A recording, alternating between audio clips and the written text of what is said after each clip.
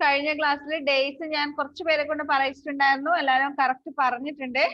അപ്പൊ അത് ഞാൻ നോക്കി എഴുതാൻ പറഞ്ഞത് എല്ലാവരും എഴുതിയായിരുന്നോ? സ്പെല്ലിംഗ് പഠിച്ചായിരുന്നോ? പഠിച്ചിട്ടില്ല. കുറച്ചുപേര് പഠിച്ചു, കുറച്ചുപേര് പഠിച്ചില്ല.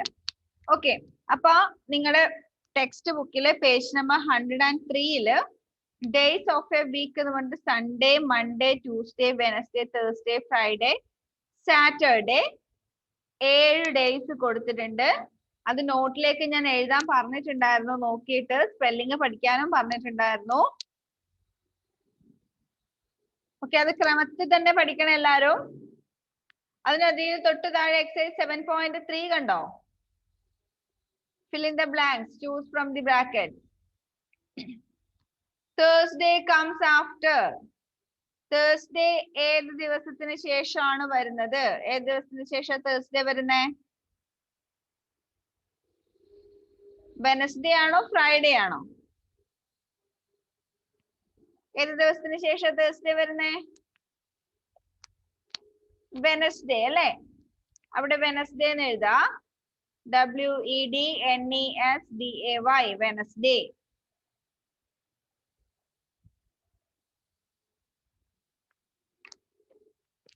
Next, Friday comes before. അപ്പൊ ആഫ്റ്ററും ബിഫോറും നമ്മൾ മുന്നേ ആദ്യമേ പഠിച്ചിട്ടുണ്ട്. ആഫ്റ്റർ എന്ന് വെച്ചാൽ ശേഷം, ബിഫോർ എന്ന് വെച്ചാല് മുന്നേ എന്ന് നമ്മൾ പണ്ടേ പഠിച്ചതാണ്. അപ്പൊ ഫ്രൈഡേ കംസ് ബിഫോർ. ഫ്രൈഡേ ഏതിന് മുന്നെയാണ് വരുന്നത്? തേഴ്സ്ഡേ ആണോ സാറ്റർഡേ ആണോ? ഏതിന് മുന്നേ ഫ്രൈഡേ വരുന്നേ? സാറ്റർഡേയുടെ മുമ്പേ അല്ലേ? അപ്പൊ അവിടെ സാറ്റർഡേ ടിക്കറ്റ് വെച്ചാൽ മതി. അവിടെ തേഴ്സ്ഡേ ആണോ സാറ്റർഡേ ആണോ എന്ന് ടിക്കറ്റ് വെച്ചാൽ മതി. അടുത്തത് Sunday comes between Saturday and dash. Between എന്ന് വെച്ചാല് ഇടയിൽ അല്ലേ? സൺഡേ ഏതിനിടയിലാ വരുന്നേ?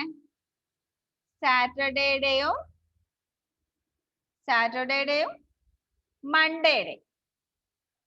ഓക്കെ, അവിടെ മൺഡേ എന്ന് ടിക്കറ്റ് വെച്ചു.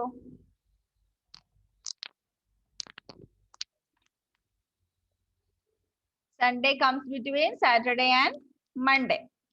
Next, fourth one, Wednesday comes after. Wednesday ഏത് ദിവസത്തിന് ശേഷം വരുന്നേ? Wednesday Tuesdayക്ക് ശേഷമാണോ സാറ്റർഡേക്ക് ശേഷമാണോ? ഏതിന് ശേഷം വരുന്നേ? ട്യൂസ്ഡേ. അപ്പൊ അവിടെ ട്യൂസ്ഡേക്ക് ടിക്കറ്റ് വെച്ചോ. സ്പെല്ലിംഗ് പഠിക്കണേ എല്ലാരും. സ്പെല്ലിംഗ് തെറ്റിച്ചാല് എക്സാമിന് മാർക്ക് കുറയ്ക്കും. Next, dash dash and dash come between Thursday and Monday. തേഴ്സ്ഡേയുടെയും മൺഡേയുടെയും ഇടയിൽ വരുന്ന ദിവസങ്ങൾ ഏതൊക്കെ? തേഴ്സ്ഡേ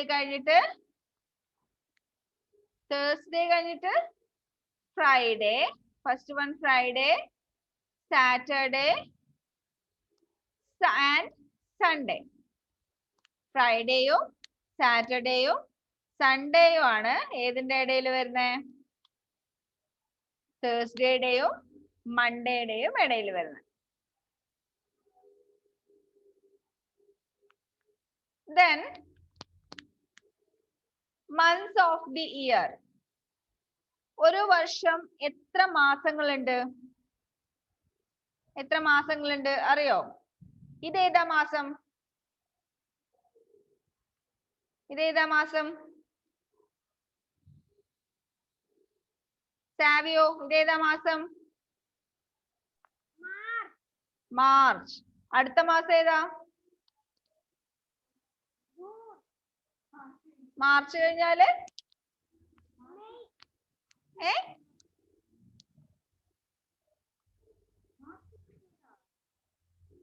മാർച്ച് കഴിഞ്ഞാൽ ഏതാ മാസം അറിയോ? അമൃത, ഒരു വർഷത്തിലെ ഏറ്റവും ആദ്യത്തെ മാസം ഏതാ? തുടങ്ങുന്ന മാസം ഏതാ? ജനുവരി. Okay, very good. ഏറ്റവും അവസാനത്തെ മാസം ഏതാ? ആയുഷ്.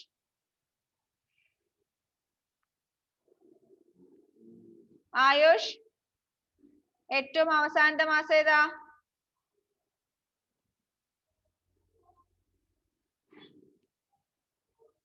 ആയുഷ് കേൾക്കുന്നില്ലേ? ഏതാ ഏറ്റവും അവസാനത്തെ മാസം? ഇഷിക അവസാനത്തെ മാസം ഏതാ? December. December. December. Okay, December. അപ്പോ ഏതൊക്കെയാ മാസങ്ങൾ എന്ന് പേജ് നമ്പർ 104 കൊടുത്തിട്ടുണ്ട്. പേജ് നമ്പർ 104 2010 കലണ്ടർ അവിടെ കൊടുത്തിട്ടുണ്ട്. അവിടെ ഫസ്റ്റ് മന്ത് ജനുവരി, സെക്കൻഡ് മന്ത് ഫെബ്രുവരി, തേർഡ് മാർച്ച്. അപ്പൊ ഇപ്പൊ മാർച്ച് മാസാണേ. നമ്മുടെ സ്കൂളൊക്കെ അടയ്ക്കുന്ന മാർച്ച് മാസത്തിലല്ലേ? സ്കൂൾ തുറക്കുന്ന ഏത് മാസത്തിലാ? ഏത് മാസത്തിലാ ജിയ റോസ്? ജൂൺ. ജൂൺ. അപ്പൊ എല്ലാവർക്കും അറിയാം അല്ലേ മാസങ്ങളൊക്കെ അല്ലേ? Very good. നിങ്ങളുടെ ബർത്ത്ഡേ ഏത് മാസത്തിലാണെന്ന് നിങ്ങൾക്ക് അറിയാലോ? അറിയോ? ഒരു ക്വസ്റ്റ്യൻ ഉണ്ട് ഇവിടെ എഴുതാൻ വേണ്ടിട്ട്. ഓക്കെ, അപ്പൊ നമുക്ക് മാസങ്ങളുടെ പേര് നോക്കാം. എക്സൈസ് 7.4 105 രണ്ടാമത്തെ question. Write the names of the 12 months. Miss ഇപ്പൊ ടൈപ്പ് ചെയ്ത് തരുന്നതിന്റെ കൂടെ തന്നെ നിങ്ങൾ 12 മന്ത്സും കൂടി അവിടെ ഒന്ന് എഴുതി വെക്കാം. ഓക്കെ, എല്ലാവരും പെൻസിൽ എടുത്തിട്ട് ടെക്സ്റ്റിൽ എഴുതി വെക്കണേ. പേജ് നമ്പർ 105 എക്സൈസ് 7.4 രണ്ടാമത്തെ B question. Write the names of the 12 months. First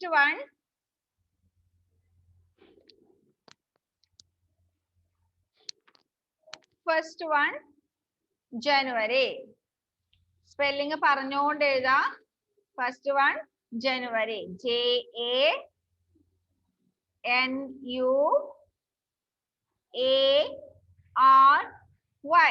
January. First month, January. Second one, February. February.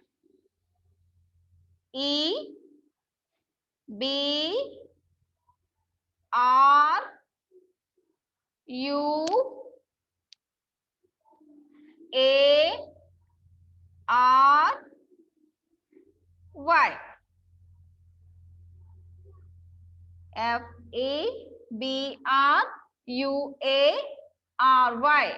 എന്താ ബിയോണ? Page number 105. അതിൽ 12 വരെ നമ്പർ കൊടുത്തിട്ട് സ്പേസ് കൊടുത്തിട്ടുണ്ട് എഴുതാൻ വേണ്ടി.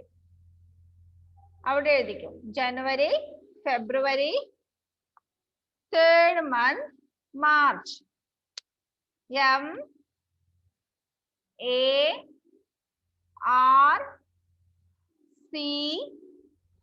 MARCH. March.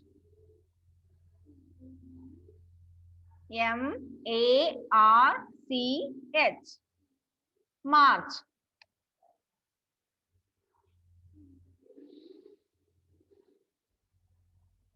Fourth one, April.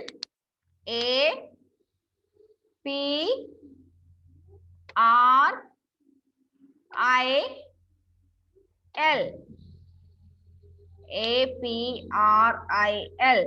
April.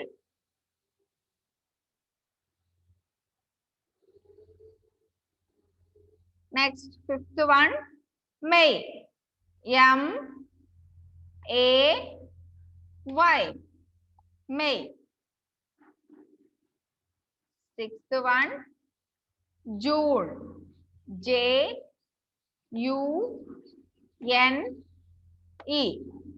June. Seventh one, July. JULY. Y. July.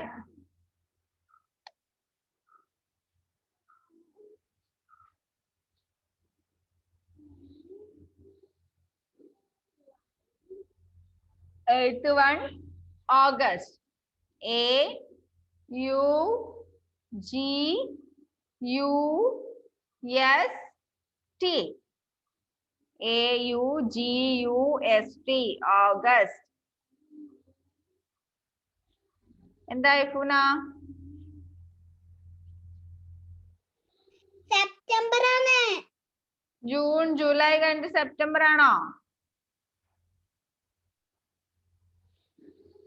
July കഴിഞ്ഞിട്ട് August, August കഴിഞ്ഞിട്ട് September. July കഴിഞ്ഞിട്ട് ഓഗസ്റ്റ്, ഓഗസ്റ്റ് കഴിഞ്ഞിട്ട് September. Yes. E P T E M B E R. September. 10th one, October. O C T O B E R. October.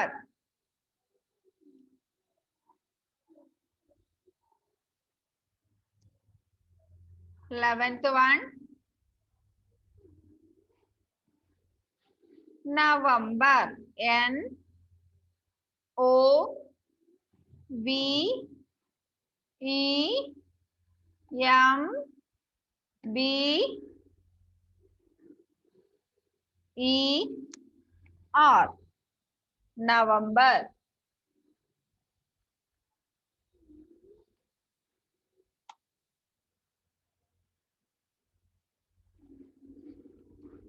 Twelfth one, December. D E C E M B E R. December. 12 months ഉണ്ട്. ആ 12 months നിങ്ങൾ എന്ത് ചെയ്യണം? എന്ത് ചെയ്യണം? Spelling പഠിക്കണം. Okay?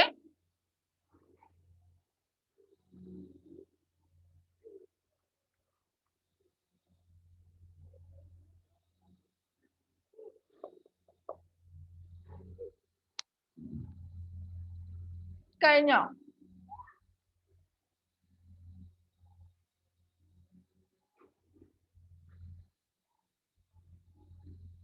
January, February, March, April, May, June, July, August, September, October, November, December.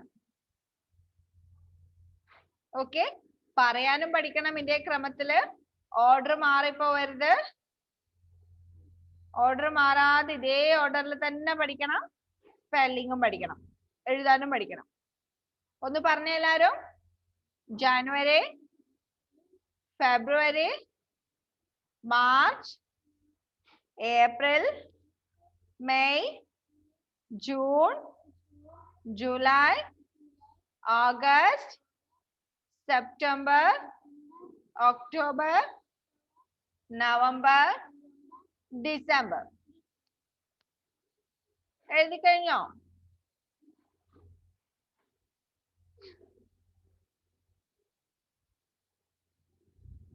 കഴിഞ്ഞില്ലേ? Okay. ഇനി അതിന്റെ മേലെ തൊട്ട് മേലെ exercise 7.4 first question fill in the blanks ഉണ്ട്. ഫെബ്രുവരി comes after. ഫെബ്രുവരി ഏതിനു ശേഷം വരുന്നേ? എന്താ Razeen?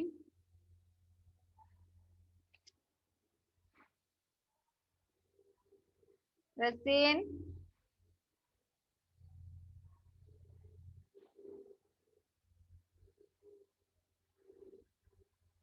Okay. February comes after. February ഏതിനു ശേഷം വരുന്നേ? ഏതിനു ശേഷം വരുന്നേ ഫെബ്രുവരി? ജനുവരിക്ക് ശേഷം. Next, October comes before. October ഏതിനു മുന്നേ വരുന്നേ? ഇതാ October. October ഏതിനു മുന്നേ വരുന്നേ? നവംബറിന് മുന്നേ. October comes before November. Next, June comes after. June. June comes after. June comes after May. June comes after May.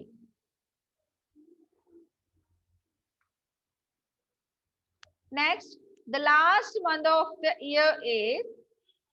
The last month of the year is. The last month. December. Last month of the year is December. Next, dash comes between July and September. July ഡേയും സെപ്റ്റംബറിന്റെയും ഇടയിൽ വരുന്നത് ഏതാ? ഏതാ? August. ജൂലൈന്റെയും സെപ്റ്റംബറിന്റെയും ഇടയിൽ വരുന്നത് August. Next, your birthday is in the month of. Your birthday is in the month of. നിങ്ങളുടെ birthday ഏത് മന്തിലാണെന്ന് അവിടെ എഴുതി വെക്കാം. ഏത് മന്തിലാണ് നിങ്ങളുടെ ബർത്ത്ഡേ വരുന്നേ?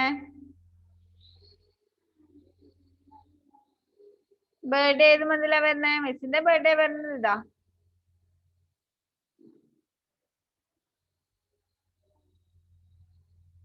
മിസ്സിന്റെ ബർത്ത്ഡേ വരുന്നത് സെപ്റ്റംബറിൽ. നിങ്ങളുടെ ബർത്ത്ഡേ ഏത് മന്തിലാ വരുന്നതെന്ന് അവിടെ എഴുതി വെച്ചു.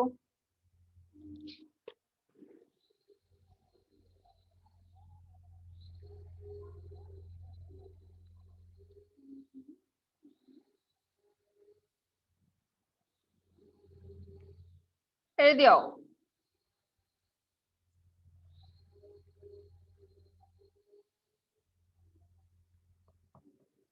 ഓക്കെ. അപ്പോ നിങ്ങൾ എന്ത് ചെയ്യണം? എന്ത് ചെയ്യണം? മന്ത്സിന്റെ പേര് ജസ്റ്റ് പഠിച്ചു വെക്കുക.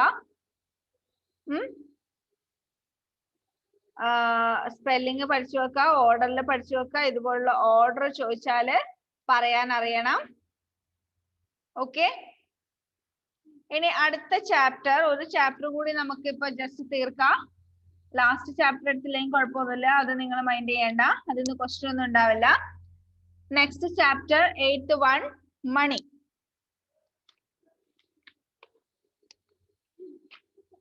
എന്താ മണി? എന്താ മണി? പൈസ അല്ലേ? പൈസ ഏതൊക്കെ തരത്തിലുള്ള പൈസ നിങ്ങൾക്കറിയാം? നോട്ട് അറിയാം, കോയിൻസും അറിയാം. നോട്ടും കോയിൻസും അറിയില്ലേ? പേജ് നമ്പർ 106 ആ ചാപ്റ്റർ തുടങ്ങുന്നതില് കുറെ കോയിൻസ് കൊടുത്തിട്ടുണ്ട്. ഇന്ത്യൻ കോയിൻസ് എന്ന് പറഞ്ഞിട്ട് 1 പൈസ, 2 പൈസ, 3 പൈസ, 5 പൈസ, 10 പൈസ, 20 പൈസ, 25 പൈസ, 50 പൈസ, 1 rupee, 2 rupees, 5 rupees, 10 rupees. ഇതിൽ നിങ്ങൾ കണ്ടിട്ടുണ്ടാവാൻ ചാൻസ് ഉള്ളത് only 1 rupee, 2 rupees, 5 rupees, 10 rupees. ഇത്രയും കോയിൻസ് മാത്രമേ നിങ്ങൾ കണ്ടിട്ടുണ്ടാവുള്ളൂ അല്ലേ? അത് മാത്രമല്ലേ കണ്ടിട്ടുള്ളൂ? എന്നാൽ പണ്ട് കാലത്ത് ഈ 1 പൈസയും 2 പൈസ, 3 പൈസയൊക്കെ കോയിൻസ് ഉണ്ടായിരുന്നു. 50 പൈസ, 25 പൈസയൊക്കെ ഉണ്ടായിരുന്നു. ഇപ്പൊ അതൊന്നും ഉപയോഗിക്കുന്നില്ല. ഇപ്പൊ ആകെ 50 പൈസ ഉണ്ടെന്ന് തോന്നുന്നു, ഇപ്പോഴാകെ 1 റുപ്പീസ് 2 റുപ്പീസ് 5 റുപ്പീസ് 10 റുപ്പീസ് ഇത്രയും കോയിൻസ് ആണ് നമ്മൾ നോർമലി ഉപയോഗിക്കുന്നത്. ഓക്കെ, ഇനി 1 പൈസ 2 പൈസ എന്നൊക്കെ പറഞ്ഞ കോയിൻസ് ഉണ്ടോ? അതുപോലെ 100 പൈസ കൂടിയാലാണ് 1 രൂപയാകുന്നത്. ഓക്കെ, 100 പൈസ കൂടിയാലാണ് ചേർന്നാലാണ് 1 രൂപയാവുന്നത്.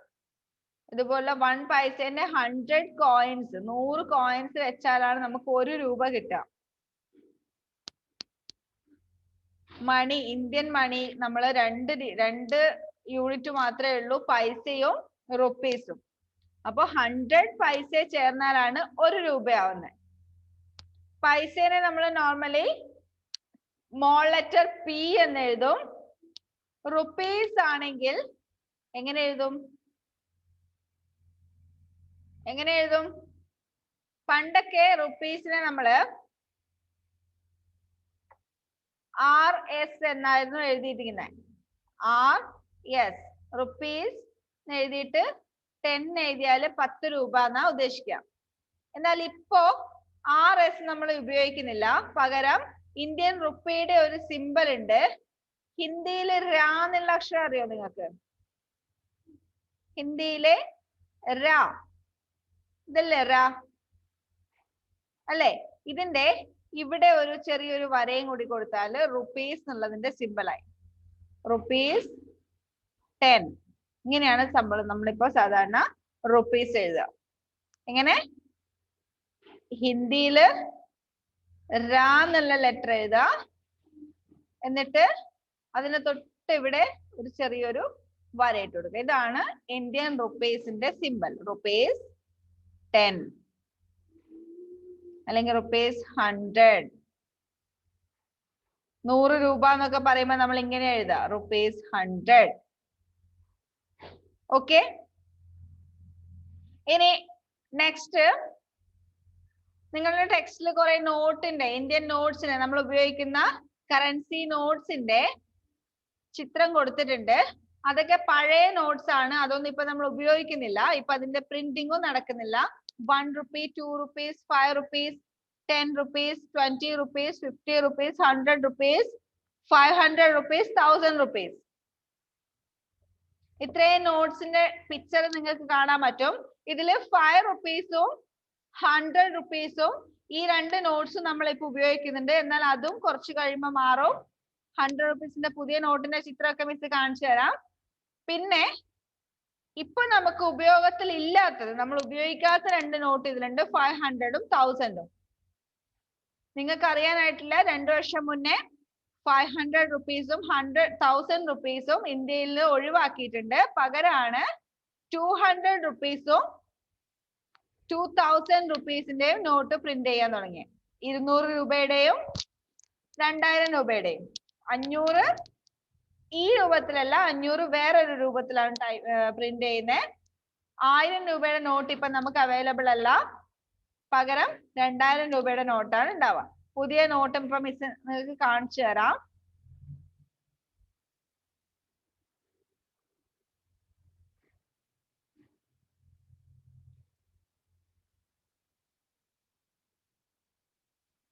ഇതാണ് 100 രൂപ നോട്ട്. ഇത് 200 രൂപ നോട്ട്, ഓറഞ്ച് കളറിലുള്ളത്. ഓക്കെ,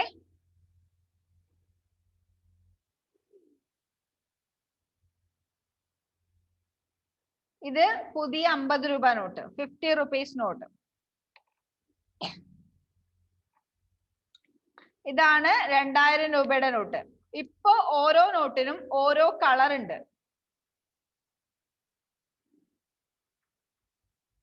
ഒരു മിനിറ്റ്.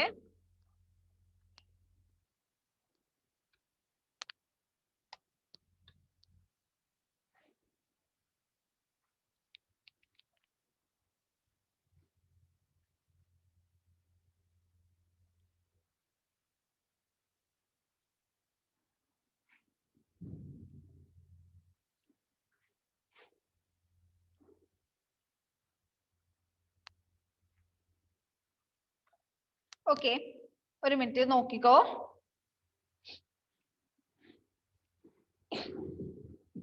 ഇതാണ് ഇപ്പൊ നമ്മൾ ഉപയോഗിച്ചുകൊണ്ടിരിക്കുന്ന നോട്ട്.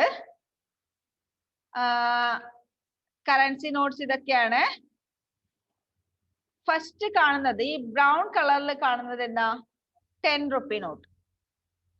പുറകിൽ കാണുന്നത് ഈ ഗ്രീൻ കളറിൽ കാണുന്നത് 50 റുപ്പീസ് നോട്ട്, 50 രൂപ.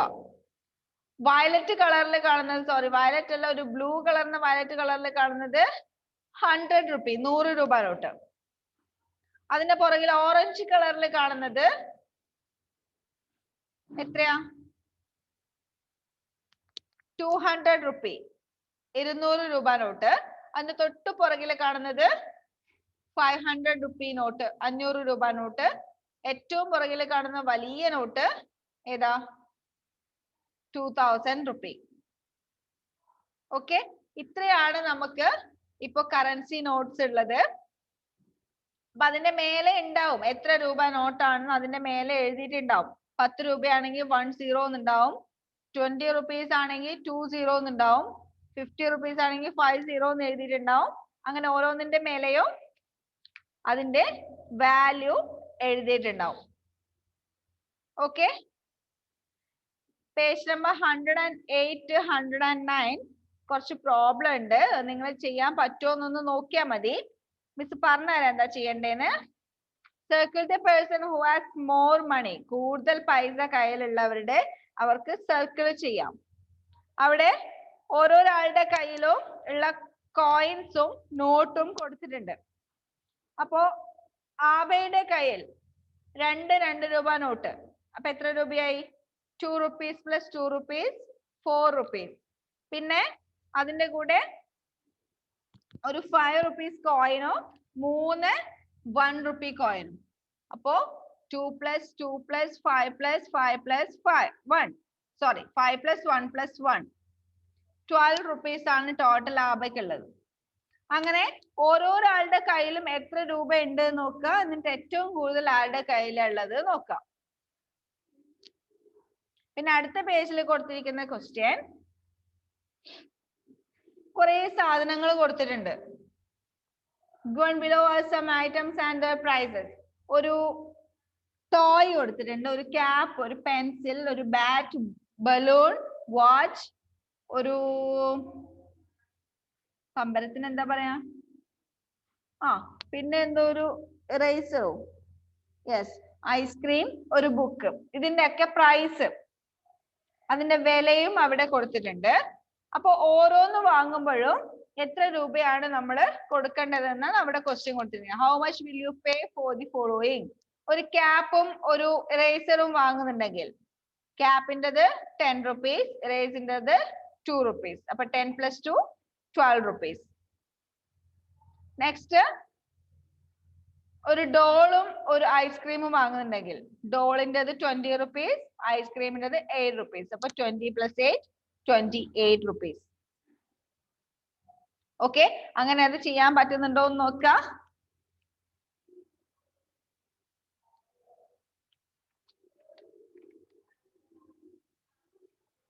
പിന്നെ അടുത്ത വരുന്ന 2 ചാപ്റ്റേഴ്സും ഡാറ്റ ഹാൻഡ്ലിങ്ങും പാറ്റേൺസും അതത്ര ഇമ്പോർട്ടൻറ്റ് ചാപ്റ്റർ ഒന്നും അല്ല, അതുകൊണ്ട് അത് നമുക്ക് ജസ്റ്റ് ഒഴിവാക്കാം എക്സാമിന് വേണ്ടിയിട്ട്. അപ്പൊ മിസ് സിലബസ് ഇട്ടത് മണി വരെയല്ലേ, ഫസ്റ്റ് മുതൽ സെക്കൻഡ് സെമിസ്റ്ററിന്റെ ഫസ്റ്റ് ചാപ്റ്റർ മുതൽ സബ്ട്രാക്ഷൻ മുതൽ മണി വരെയാണ് നിങ്ങൾക്ക് എക്സാമിന് ക്വസ്റ്റ്യൻ ഉണ്ടാവുക.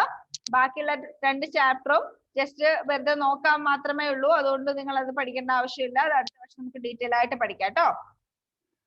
ഓക്കെ, അപ്പൊ എക്സാമിന് എല്ലാവരും നന്നായിട്ട് പ്രിപ്പയർ ചെയ്യാം. നല്ല രീതിയിൽ എക്സാം എഴുതാം. മിസ് എളുപ്പമുള്ള ക്വസ്റ്റ്യൻ ഇടാം കേട്ടോ. എല്ലാവരും ഫുൾ മാർക്ക് വാങ്ങണേ, കേട്ടല്ലോ.